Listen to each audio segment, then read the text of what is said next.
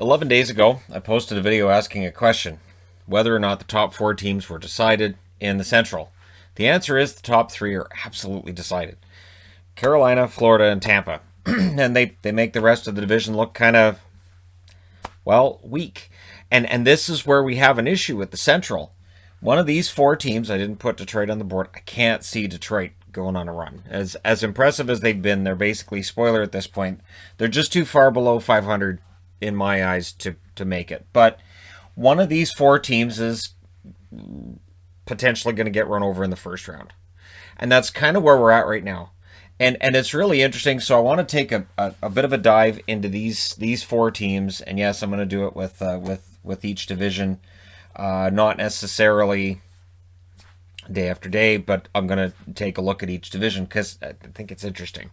It's interesting to see how quickly things change. And we'll start with Chicago, who changed things dramatically by losing their last four in regulation and losing any advantage they had over the rest of the division. And again, 2 weeks ago, all they had to do, really, was have a decent record against the teams that they're trying to chase down in the division. And what ended up happening is they've fallen way behind. So the idea of finishing in the top three is gone.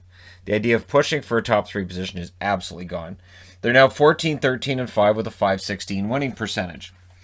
Or points percentage. There's the percentage thing again. So if we look at points percentage, they have a 516. Columbus has 500. Dallas has 500. I know. The 8 overtime loss points bother me too, even as a Dallas fan. And Nashville, 453. Nashville looks like they're down and out, but they're really not. Nashville's mistake has been not losing games in overtime, losing too many in regulation. If they had, say, 3 of those losses in overtime or shootouts, this whole board looks quite different, doesn't it? So I'm not ruling Nashville out. And it may change how they do things at the deadline. Unless David Poile looks at this and says, you know what? Why leave everything and maybe get a 4th spot just to get killed by Tampa in round 1? So Columbus is interesting too. And so Columbus at 13, 13, and 7, 500. The only team that's playing above a 500 points percentage over their last 10 games. They're 5-3 and 2. They did lose last night against Carolina, but Columbus has a good run going. That being said, their next 11 games, and I put 11 games on the board for everybody, will be very telling. They're at home against Carolina for 1 more. Then they go to Detroit for 2. Then they're at Tampa for 2, at Florida for 2. So that's a 6-game road trip right there. Following that, they're at home against Tampa for 2, and then they're at home against Chicago for 2.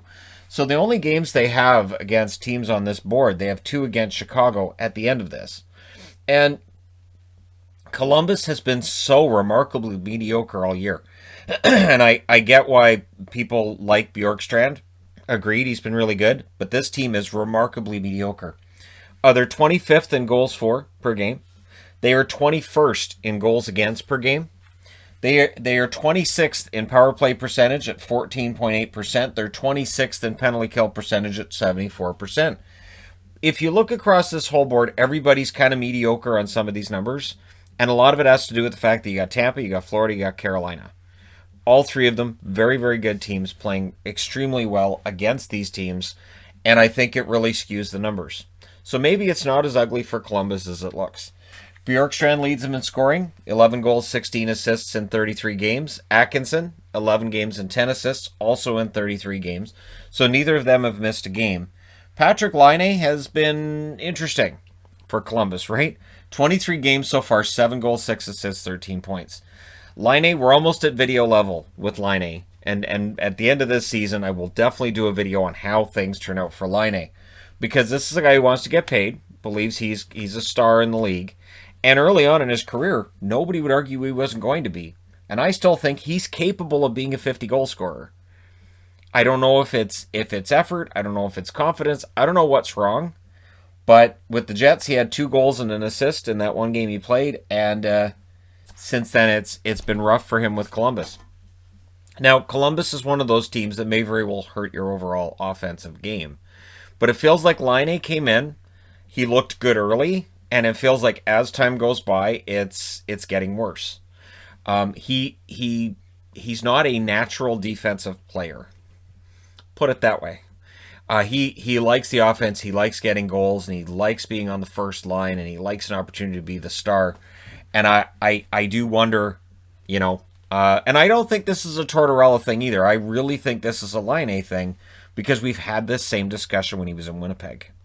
We've had this exact same discussion in Winnipeg. And people who love Laine will say he needs to be a star. He needs to be number one. He needs all the ice time. He needs all of it because he's great. The numbers tell you he's not. And this is a major problem right now if you're Patrik Laine. Now, in goal, the numbers have not been anywhere near as good as last year. Korpisalo, 8-10-5 now with a .900 save percentage. Merzlikins, 5-3-2 with a .912 save percentage. They were both a huge part of the reason why Columbus stayed relevant, made the playoffs last year. If their play continues to be middling, odds are one of these teams would have to heat up at some point, right? And then Columbus may find themselves an odd team out. Be very interesting to see how Jarmo Kekalainen approaches the trade deadline, right? Chicago. So we'll come back to Chicago now. 14-13-5 is their overall record. 516 is their points percentage. And again, 3-6-1 in their last 10. Losing 4 in a row has dragged them down. They are now no longer a team you can look at and say, hey, so they're number 4. While, yes, percentage-wise, they're number 4, and they look like they're still the front runner probably for that 4th spot, are they? So their upcoming schedule, they have 2 at home against Florida. They really need to start beating Florida, Tampa, Carolina. Then they're at home for 2 against Nashville. Then they're at home for 2 against Carolina. So this 6-game homestand is very important for the Blackhawks. Then they go to Nashville for 1 before they come back home for 2 against the Dallas Stars. And then they have 2 at Columbus. So they have greater influence on their record because they have 3 against Nashville, 2 against Columbus, and 2 against Dallas over their next 11. So from that standpoint, things get easier for Chicago, and they're playing against teams they've shown this year they can at least play well, and they can get their share of wins against. Their goals for per game is at 17th, which is remarkable considering how well DeBrincat and Kane are playing. It just shows that the scoring after that drops off. Their goals against per game is 26th, which is kind of where we expected it to be before the season started. So Lankinen had a fantastic run, and Subban looked really good at points too, but over the last 10 games, that's fallen off. And it's felt like teams have figured out a weakness in Lankinen's game, and they've been exploiting it for weeks now. Power play percentage, they're 3rd in the league at 28%. That's been very good. Their penalty kill, 72.5%, which is 28th. None of these teams have great penalty kill numbers. Again, since the power play numbers on this board are mostly middling, that tells you Tampa, Florida, Carolina, pretty good. Kane leads the team in scoring because, of course, he does. 42 points for Kane so far in 32 games. He has 12 goals, 30 assists for 42 points in 32 games. And DeBrincat, 16 goals, 15 assists, 31 points in 28 games. Janmark is a notable, so I'm going to have a notable for each team. 10 goals, 8 assists for Janmark in 32 games. His goal scoring's been very good. He's also a minus 13. So the defensive aspect of his game doesn't seem to be quite where it should be because his plus-minus is worse than anybody else on the team. And so that might be the trade-off there. 5-on-5 may not be as useful as he is on the power play. Lankinen, 10-7-4 with a .914 save percentage. It's not all on fire, but it might be smoldering. There might be smoldering right now, and there might be a fire on the way when it comes to their goaltending. Subban, 4-4-1 with a .903 save percentage, so a little below average there. And Delia is 0-2 with an .863. And I've even heard, hey, maybe they'll call up Delia and give him another shot. Honestly, I still think it's Lankinen's net, probably until the end of the season. And we can argue about whether that's good or that's bad. But before the season started, we all said Chicago's goaltending could be their undoing. I think what happened was they went on this hot streak. We all started saying, hey, Chicago's back. And now maybe reality sunk in as they've played the better teams. Dallas, it's been a rough go for Dallas. They had the fast start, which I think gave people this false sense of what Dallas could be, especially given the run to the Stanley Cup final. They're 10-10-8, 4-2-4 in their last 10. Their most recent game was an overtime loss. And, this is kind of how things work for Dallas. They don't do well in after regulation time.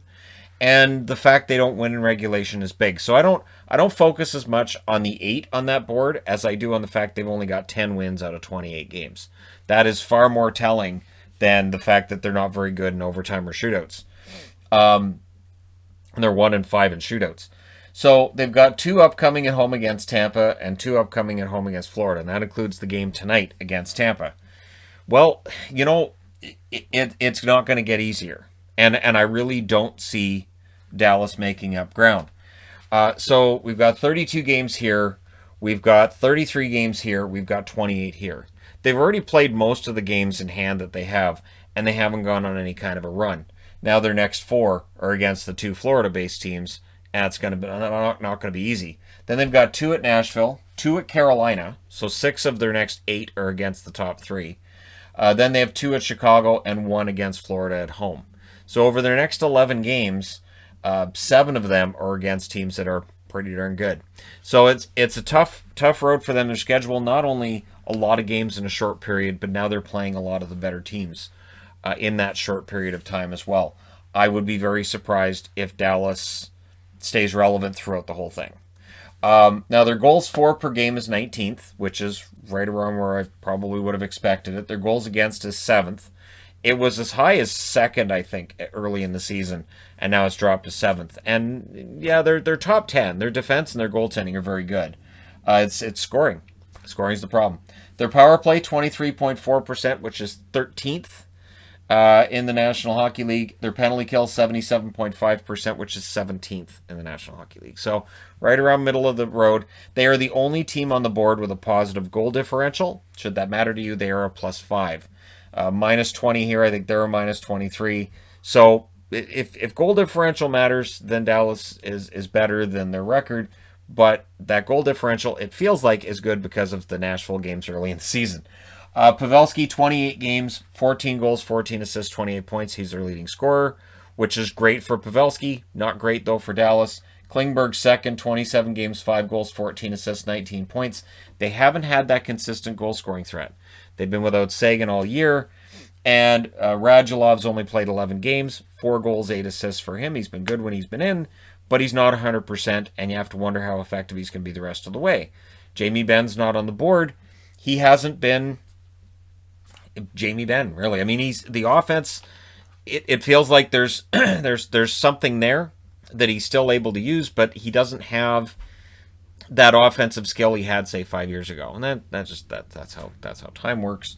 It's going to catch up with everybody eventually. Hudobin and Ottinger have been decent. Hudobin 6-8-2 with a .909 save percentage. Depending on the night, sometimes he's looked kind of not great. Sometimes he's looked very good. Ottinger's been more consistent. He's 4-2-6, so they're not giving him the goal support. He has a .913 save percentage.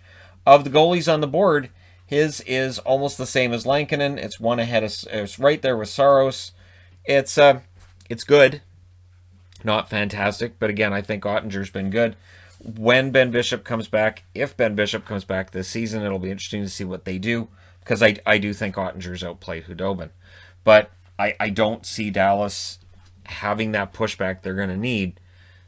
And yet, does Columbus, does Chicago, or does Nashville? So Nashville, 14-17-1, 453 winning percentage, 4-5-1 in their last 10. They did win their last game. And they've won games against Tampa and Florida in recent days. So this is where that's important. If other teams are struggling against the top teams, and Nashville's able to win the odd game here and there against Florida and against Tampa, maybe against Carolina, then they really can control their own destiny from there, as long as they can take care of the teams that they're fighting for a playoff spot with. So upcoming, they've got 2 at home against Detroit. Then they go to Chicago for 2. Then they're at home against Dallas for 2. They're at home against Chicago for 1. They're at Detroit for 2. They're at home against Tampa for 1. And then they're at home against Dallas for 1. They have 1 game against one of the top 3 teams in the division. That's it. So while they are behind the other 3 teams, their upcoming schedule is very favorable to the Nashville Predators. Their overall numbers are not. Goals for per game, 28th. Goals against per game is 24th. But Saros and Rene are getting better. Their power play, 19.6%, which is 18th. It's been a lot worse. Their penalty kill is bad, 71%, which is 30th. But again, Tampa, Florida, Carolina will tend to do that. And what's interesting again is now they're playing against the teams they're competing directly for playoff spots with. So that makes things, to me, fascinating from a Nashville perspective. David Poile doesn't need to look at this picture right now and say, well, I'm going to need to sell. Things have gotten better over the last couple of weeks because Chicago's gotten noticeably worse and Dallas isn't winning those games in hand when they play them. So Forsberg leads the team in scoring, 11 goals, 17 assists, 28 points in 32 games. Well, the team's been getting better. Forsberg really wasn't a huge part of it. He went 5 games without a point. Yossi, of course, who's still injured, is still number 2 on their scoring list. 2 goals, 14 assists in 25 games. So they're also doing this without Yossi. So again, Nashville can absolutely end up getting that 4th spot. And then Arvidsson, 32 games, 4 goals, 10 assists. He's notable because his play seems to be getting better. The goals still aren't there. If he starts scoring for a team that's 28th in goals for per game, and obviously Tolvanen's got it going, if Tolvanen and Arvidsson are both going, and if Forsberg heats up, they get Yossi back from injury, right? This is where things start to get really interesting. And again, like I said, in net, the numbers are getting better. Rinne, 8-11-1, 899 save percentage, but he is getting better. And Saros is 6-6 with a 913 save percentage. So I guess the question I have is, of the 4 teams on this board, which one's most likely to secure that 4th spot? And when we next do a video of this nature, I'm thinking probably around the trade deadline, which is not too far from now, we'll be taking another look. Which team is going to establish themselves as the favorite over the next few weeks? Because again, Chicago has lost that spot now in the last 11 days since the last time I talked about it. So I thought it's worthy of discussing again. Because to me, these teams are fighting it out to see who's going to get destroyed by either Tampa or Florida or Carolina in the first round. And, that may not happen, right? It's only a couple years ago, Columbus upset Tampa in the first round. Does Tampa want Columbus again? They beat Columbus last year. Does Nashville want a shot at Tampa? Can Dallas get into this and end up getting a rematch with Tampa in the first round? Or does Chicago try to look for a rematch from the 2015 Stanley Cup final? No matter which of these teams, if they play Tampa, if Tampa gets first place, no matter which of these teams plays against Tampa, it'd be a very interesting story, wouldn't it? So let me know your thoughts in the comment section below as always. Who gets that spot? Don't forget to hit like and subscribe if you're browsing your way through. You just happened upon this video. And hey, thank you guys so much for watching. For all your support, I'll talk to you again soon.